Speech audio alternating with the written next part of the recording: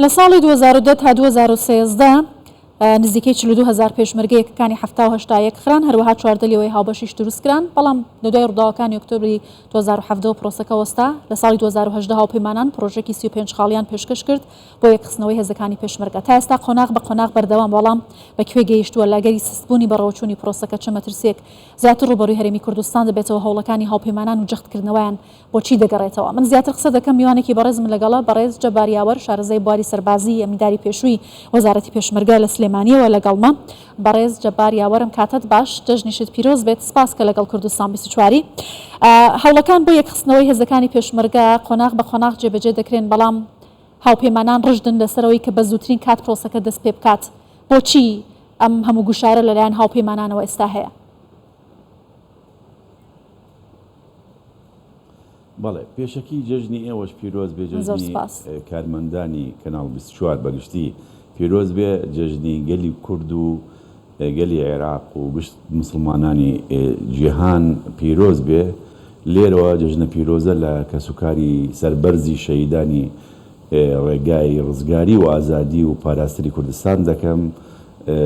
جەژنە پیرۆزە لە کەسوکاری کەمەندامانی هەموو هێزەکانی هەرێمی کوردستان دەکەم. جەژنە پیرۆزە لە کەسوکاری سەربەرزی بێسەر و شوێنەکان ئەەکەم کە لەم جەژنەدا داخوازین و دوعا دەکەین داوا لە خوای گەورە ئەەکەین کە بە سەڵامەتی بگەڕێن و بە نێوماڵ و منداڵی خۆیان. جەژنە پیرۆزەش لە هەموو هێزەکانی پێشمەرگە و هێزەکانی پاراستنی هەرێمی کوردستانەکە. دیارە داکۆکیکردنی ئەمریکا و هاوپەیمانان لەسەر مەسەلەی یەخستنی هێزی پێشمەرگە و ڕیفۆرم لە ناو هێزی پێشمەرگە و یەخستنی هەموو هێزەکانی هەرێمی کوردستان نەوەکو تەنها هێزی پێشمەرگەی کوردستان ئەگەڕێتەوە بۆ حەقیقەت کۆمەڵێکی هۆکار. یەکەمیان هەموو لایەکمان نەزانین کە یاداشتێکی لێ تێگەیشتنی ساڵانە هەیە لە 2016ەوە تاکو ئێستا لە نێوانی وەزارەتی پێشمەرگە و وەزارەتی بەرگری ئەمریکا هەموو ساڵێک نوێ ئەکرێتەوە کە بەپێی ئەو یاداشتنامەیە هاوکاریەکان لەلایەن ئەمریکاوە پێشکەش بە هێزی پێشمەرگە ئەکرێت و کۆمەڵێکی هاوکاری گیان، هاوکاری ڕاوێژکاری، هاوکاری مەشق، هاوکاری چەک و تەقەمەنی و ئامێری جەنگی، هاوکاری پارە موچەی مانگانە نزیکەی 20 میلیۆن دۆلارە. طبعاً لە ضمنی ئەو یاداشتنامەیە تێدایە کە مەرجی تێدایە یەکێک لە مەرجەکان ئەوەیە ئەبێ هێزی پێشمەرگەی کوردستانی یەک بخرێ و پرۆسەی ریفۆرم جێبەجێ بکرێ لە ناو هێزی پێشمەرگە. خاڵێکی تر لە خاڵەکان کە داکۆکی ئەکرێت ئەوەیە کە ئێمە لە ساڵی 2018 پرۆژەیەکی هاوبەشمان هەبوو لە نێوانی ئەمیندارەتی وەزارەتی پێشمەرگە لەگەڵ سێ دەوڵەتی گەورەدا ئەمریکا و ئەڵمانیا و لەگەڵ بریتانیا و دوای هۆڵەندا شاتە ناو پرۆسەکەەوە کە 35 خاڵ بوو هی ریفۆرم. لەو پرۆژەیەش هاتووە کە ئەبێ لە ماوەی 3 تا 5 ساڵ ئەو پرۆژەیە جێبەجێ بکرێت کە خاڵێکیان یەخستنی هێزی پێشمەرگەی کوردستانە. خاڵێکی تر هۆکارێکی تر ئەوەیە کە هەمومان نەزانین ئەمریکا بە تایبەت و هاوپەیمانان هاوکاریکی یەکجار زۆر هێزی پێشمەرگەیان کردووە. ئەو هاوکاریانەش یعنی بەسراوەتەوە بە یەخستنی هێزی پێشمەرگە و ڕیفۆرم لە ناو هێزی پێشمەرگەی کوردستان. جگە لەوەش بە حەقیقەت هەم ئەمریکا هەم وڵاتانی هاوپەیمانان گرنگیکی زۆر بە هەرێمی کوردستانە دەن چونکە پێگەیەکی استراتیژی لە ڕووی جوگرافیەوە هەیە لە ناوچەکە و بەرژەوەندیکی زۆر باڵای هەم ئەمریکا هەم وڵاتانی هاوپەیمانان هەیە لە هەرێمی کوردستان و لە عێراق و لە ناوچەکە بەگشتی لەبەرەوەیە ئەیانەوێ هێزی پێشمەرگەی کوردستان یەکگرتوو بێ چونکە نایانەوێ لە کاتی ململانێ بە تایبەتی لە نێوان دوو لایەنی سەرەکی لە هەرێمی کوردستان کە یەکێتی و پارتین کە هێزی چەکداری تایبەت بە خۆیان هەیە لەو ململانیە خوا نەخواستە لە ململانی سیاسی لە کاتی هەڵبژاردن یان ناکۆکی لەسەر ئیدارەدانی حکومڕانی ببتە ناوکۆکیەکی چەکدار. زۆر باشە بەرز جەباریاوەر ئاماژەتان بە دوو مەرج کرد لا یادداشتە لێک تێگەیشتنەکەتان لەگەڵ وەزارەتی بەرگری ئەمریکا. من ئەو دوو مەرجە بۆم گرنگ بوو. یەکەم ئەوەی کە بە یەکخستنەوەی ئەو هێزانە هاوکاریەکانی هاوپەیمانان بەردەوام دەبێت واتە ئەگەر پرۆسە یەکخستنەوە جێبەجێ نەکرێت یا دوا بکەوێت هاوکاریەکان دەوەستێت. هاوکات ئاماژەتان بە سەقفێکی زەمەنی 3 بۆ 5 ساڵ کرد لە 2018 تا ئێستا ئەو 5 ساڵە کۆتایی پێدێت. ئایا تر لە قۆناغەکانی کۆتایی پرۆسەکە داین؟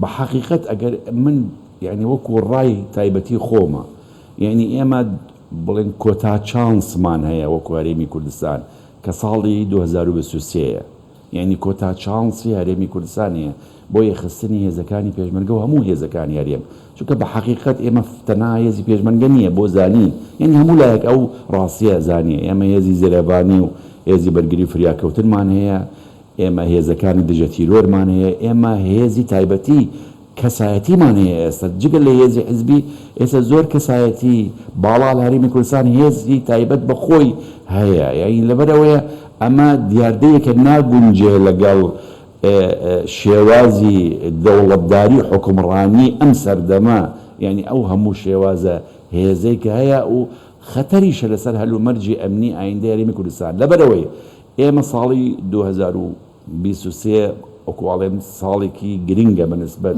ئێمە وەکو هەرێمی کوردستان هەم ڕیفۆرم بەگشتی لەسەر ئاستی حکوومەت هەمان بێ، هەم بۆ مەسەلەی هێزی پێشمەرگە و یەخستنی هێزی پێشمەرگە، چونکە وەکو باسم کرد ئێمە بڕیار وا بوو، یعنی ئەو پرۆژەیە لە ماوەی 3 تا 5 ساڵ، یعنی 5 ساڵ حەدی ئەعلا بوو، بەڵام ئێستا 5 ساڵەکە تەواو بوو، یعنی فرسەت بۆ ئێمە ساڵی 2023 ئەگەر نە ڕەنگە نە ئەمریکا داشتی لێ تێگەشتنەکە دووبارە ئیمزا بکاتەوە لەگەڵ وەزارەتی پێشمەرگە کە ئەوە ئەبێتە هۆکارێک بۆ ڕاگەیرتنی هەموو جۆرە هاوکاریەکان، هاوکاری ئەو 20 میلیۆن دلاری کە مانگانە ئیبەخشن بە هێزی پێشمەرگە وەکو موچە، هاوکاری شەکوتەقەمەنی، هاوکاری ڕاوێژکاری، هاوکاری پشتیوانی هێزی پێشمەرگە لە ئاسمانەوە لە کاتی پرۆسەکانی ئۆپەراسیۆن کە دژی داعش، لەبەر ئەوەی ئەوە زەرەرێکی گەورە ئەدەین نەوەکو بەس ئەمریکا، حتا هاوپەیمانەتی نێودەوڵەتی وەکو وڵاتانی بەریتانیا، ئەڵمانیا،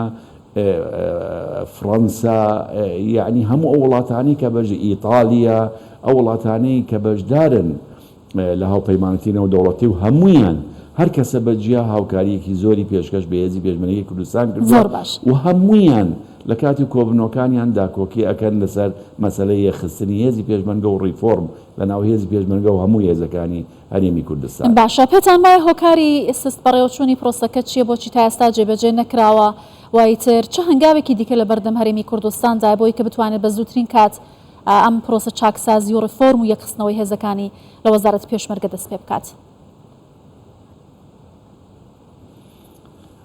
ئەوش من وەکو ڕایەکی تایبەتی خۆم وەکو تەجروبەی خۆم لە ناو هێزی پێشمەرگەی کوردستان، یعنی ئەو چەندەها ساڵە من بە حەقیقەت لە ساڵی 1970 من پێشمەرگەی شاک بووم، هەتا 91 ڕاپەڕین بوو. لە دوای ڕاپەڕینەوە بە بەردەوامی من لە ناو هێزەکانی پێشمەرگە جۆرەها لێپرسراوەتیم هەیە و لە دوا ساڵەکانیش لە ساڵی 2004 من بۆ ماوەی زیاتر لە 17-18 ساڵ لە وەزارەتی پێشمەرگە کارم کردووە بە بریکاری وەزارەت و ئەمینداری گشتی وەزارەتی پێشمەرگە.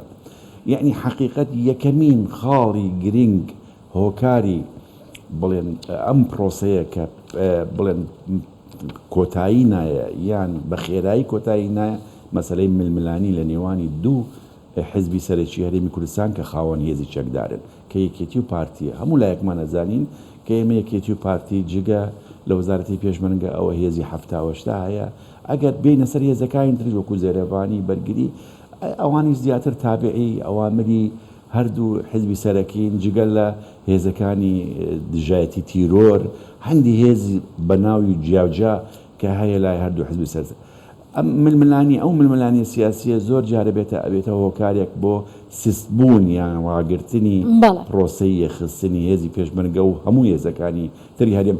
تەنانەت زۆر جار ئەو ململانی تەسیری لەسەر شێوازی حکومڕانی لە هەرێمی کوردستانەکە یان تەسیر لەسەر شکاری پەرلەمانی کوردستانیشەکە لە ناو پەرلەمانەکە ئێمە بینیمانە. ئەوەیە کە خاڵی یەکەم. خاڵی دووەم ئەوەیە بڕوابوون بە مەسەلەی یەخستنی هێزەکانی پێشمەرگە و هێزەکانی تری هەرێمی کوردستان. ئێمە ئەبێ بە قەناعەتەوە، یعنی ئەبێ هەردوو حزبی سیاسی لە هەرێمی کوردستان و هەموو حزبەکانی تر لە هەرێمی کوردستان بە قەناعەتەوە بڕوانن ئەبێ هەموو هێزەکانی هەرێم بە هێزی پێشمەرگە و هێزەکانی پۆلیس، هێزەکانی دژە تیرۆر ئەمانە ئەبێ بێلایەن بن، ئەمانە نابێ حزبی بن، نابێ لایەنگیری بەرژەوەندی حزبێکی سیاسی بکەن، ئەبێ ئەمانە خەڵک بپارێزن، هەرێمی کوردستان بپارێزن لە هەموو جۆرە مەترسیەکان و ببنە هێزی هەموو خەڵک، نەوەکو هێزی لایەنێکی حزبی دیاریکراوە.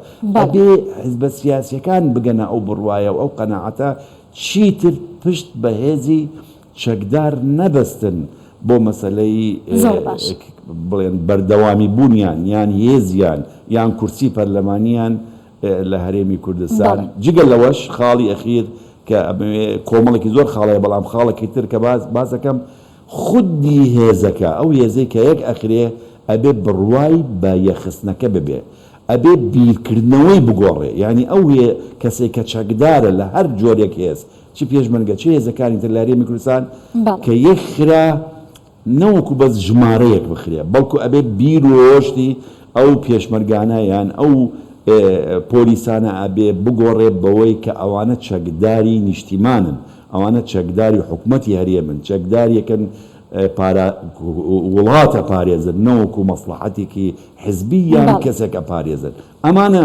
خاڵە گرنگەکانن بۆ مەسەلەی یەخستنی هێزی پێشمەرگەی کوردستان. زۆر باشە، زۆر سپاس. بەڕێز جەبار یاوەر، شارەزای بواری سەربازی و میداری پێشی وەزارەتی پێشمەرگە لە سلێمانیەوە لەگەڵ کوردستان 24 بووی. سپاس.